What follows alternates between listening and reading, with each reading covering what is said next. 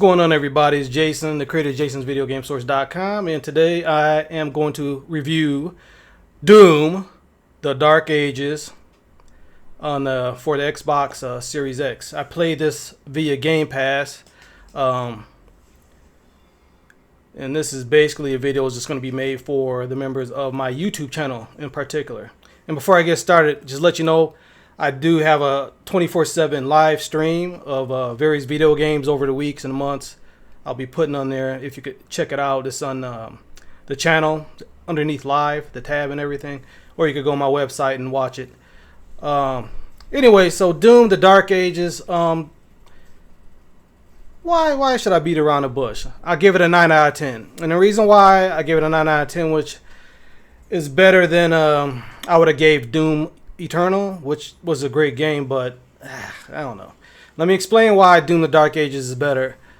Basically, I like the presentation of it. I like the gameplay mechanics.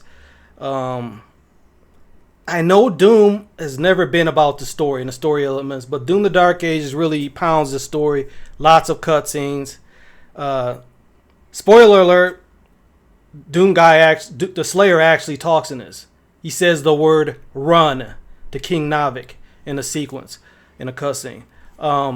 He shows his face a couple times, so it's very origin story heavy. It's a lot of cutscenes and stuff as far as the presentation is concerned.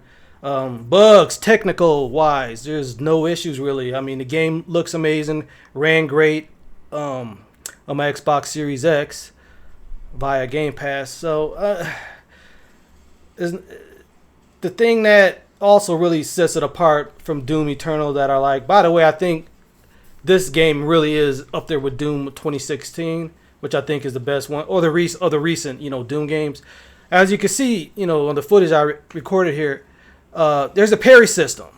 It's basically like Sekiro. It's basically like Lies of P. It's like what was the last game I played with a parry system? Kazan. Think a fast-paced shooting game featuring a Slayer with a shield, with a gun in one hand, and a melee attack too. So he has three various gameplay mechanics, all upgradable. You can add, different types of upgrades to the weapons. Like right there, I'm using a flail, and the shield has various upgrade mechanics to it too. But you can use a shield to parry projectiles, and you can use a shield to parry attacks. Like it feels like there's a sequence where I just feel like I was playing Dark Souls in first person, because this big gigantic cyber demon was just hammering away at me, right? And I was just parrying, boom, and it makes this cool like shield sound every time you parry. It's like boom, and he takes another swing, boom, and I'm just sitting there parrying, and and I'm just shooting them with these crazy, Matter of fact, here's a cyber demon right here, and there's a lot of attacks, and you gotta parry, That's a big part of the game. If you don't use your shield in this game, you're gonna die a couple seconds every time. You've got to parry.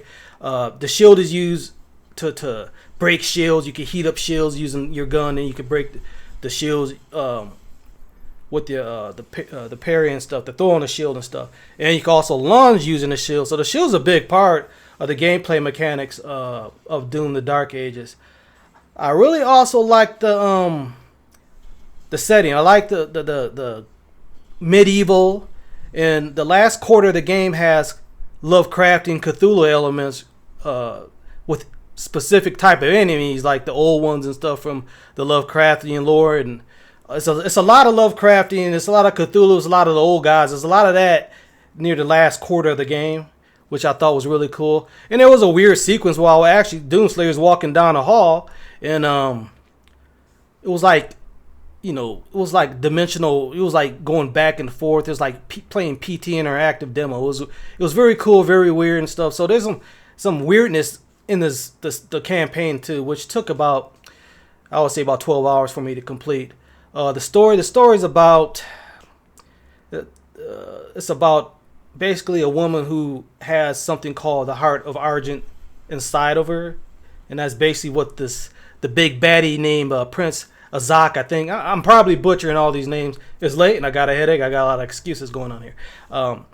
So Prince Azak basically wants the Heart of Argent so he can basically destroy the Slayer, because the Slayer, all these devils and demons and these Lovecrafting cosmic creatures are scared of the Slayer, basically.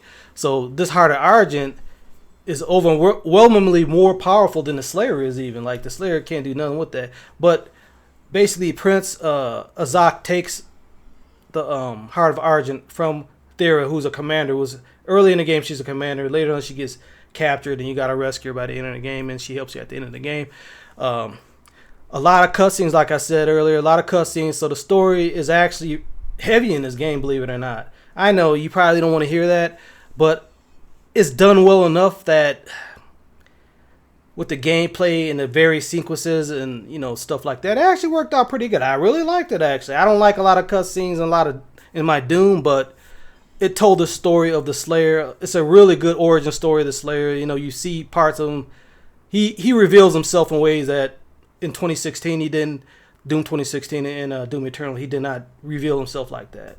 I remember in Doom Eternal they had some flashback sequences and stuff, but this game is basically all about him becoming, the real Doomslayer, the start of it all, basically. I mean, he actually gets killed in this game. Okay, he actually dies and comes back and stuff. You got to come back. A la like the God of War Kratos when he had to climb out of Hades, basically. There's a sequence. There's a lot of upgrades, collectibles. You collect gold, you upgrade the guns, you upgrade the melee weapons, you upgrade the shield, And there's a lot of different types of perks to associate with each gun and stuff. There's 2 versions of each gun. Like you say, you got a rocket launcher. You can also unlock the grenade launcher. And you unlock all the weapons and gear and the melee weapons. You unlock a lot of these things by destroying powerful demons called the champions and the leaders. And that's also how you get extra permanent health upgrades and permanent armor and permanent ammo upgrades. So a lot of the stuff you just got to kill enemies to get a lot of these upgrades. It's pretty fluent. As far as a pure gameplay with the shield, the melee, and the guns, it's sublime. I mean, it's addicting, it's challenging, and to me, it's fast enough. It's not as fast as Doom 2016. It's not as fast as Doom Eternal. But the stand your ground model of this game is real. You got to stand there, parry, getting hit. You got to parry projectiles. You got to parry. You can lunge at the enemies really fast. My tip is basically what I was doing a lot is lunging at the enemy with the shield, with a super shotgun, and just trying to make them tap out with the super shotgun as many times as I can. Then you turn around and just zoom in and hit somebody else with the shield. I mean, you could basically go 200 yards just flying through the maps, which by the way were really good too. There's a lot of hidden collectibles. The missions were very varied. Due to Sarat, I think it's Sarat, the dragon, the mecha dragon is called Sarat. That's one spoiler I'm not gonna get into what happens to him. But Sarat, there's sequences where you ride the dragon around and you shoot these gigantic hell carriers and hell ships and go to different parts of the maps and stuff. Really fun. Also, what's the other thing? The Atlan, which are basically Pacific Rim size robot sequence where you're in a Pacific Rim robot, taking out cosmic giant entities, the old ones, the Cthulhu's. And these are towering monstrosities that you got to fight and stuff. You also fight a lot of Titan demons. You just cause a lot of destruction. So it's a good breakup to just shooting. Okay, then you mix in with the cutscenes, but the actual pure gameplay of Doom, the Dark Ages, to me is right up there with Doom 2016. But I think I like Doom 2016 a little more because of how fast it is. How brutal it is and stuff. But I'll put this game right up there with Doom 2016.